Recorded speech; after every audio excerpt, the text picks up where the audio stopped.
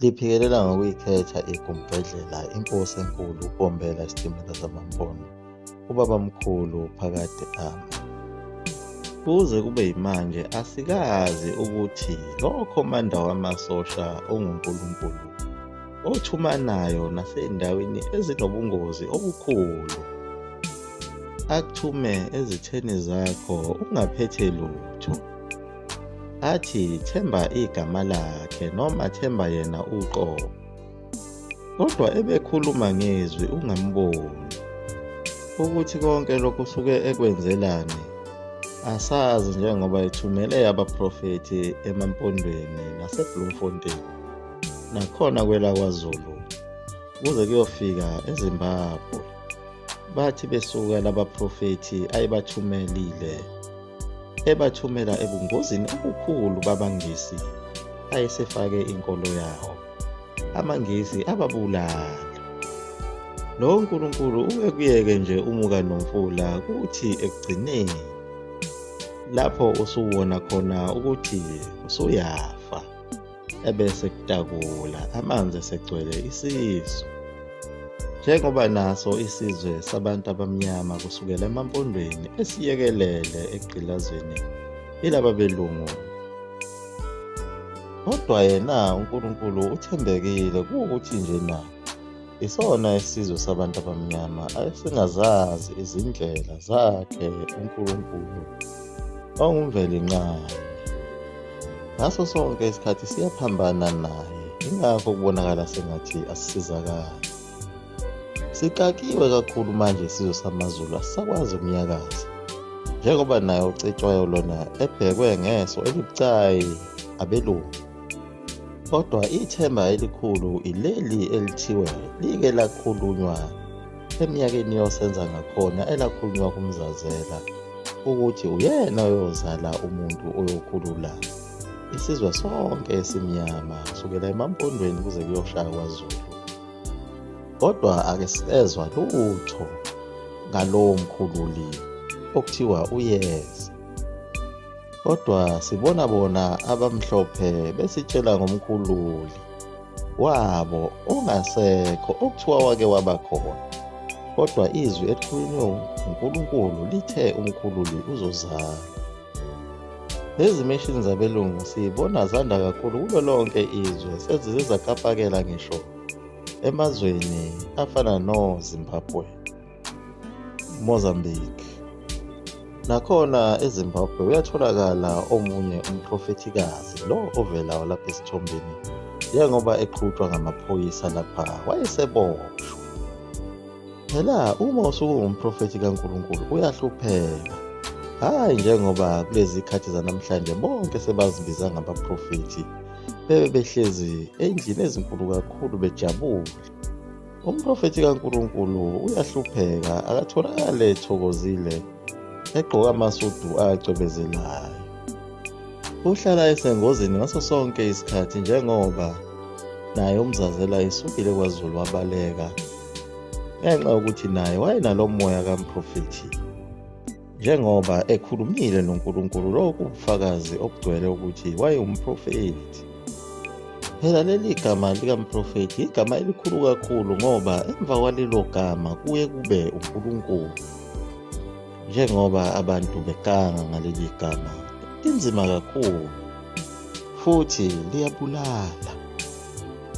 Ucetshwayo lona useyikholwe ngempela lento ayitshelwa zimpukane eziluhlaza zokuthi umfowabo omncane lona akade emfundisa ukukleza enkomeni. Zolo lokhu uyena osencinda udengezi lukayise lobukhosi. Kuyimanje zimkakile izimpukane eziluhlaza, zimnikeza amacebo namaqhinga okuthi angenze njani kulolu daba. Sezize zamtshela nokuthi umuntu oyingozi kakhulu futhi ovikele umntwana umthonga unina uNomatshali.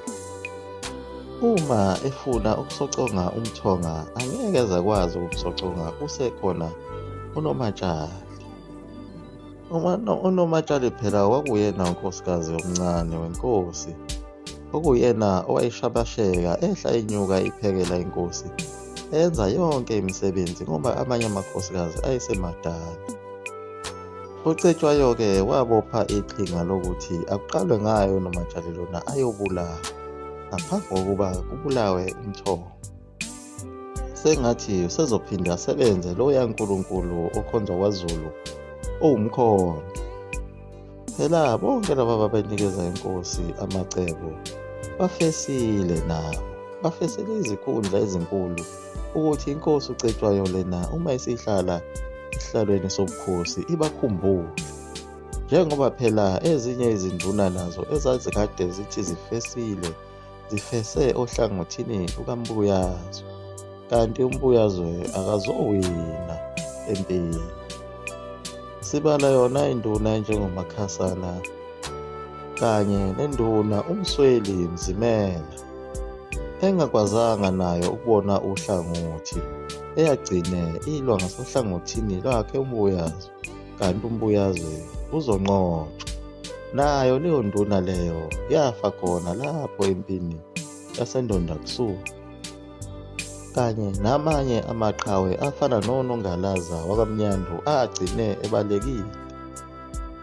Owayengalazi idadamu ngesikhathi befakwa uthukela wahamba nalo uthukela, kodwa owaphumelela owakwazi ukushaya kahle idadamu owelela esilungwini.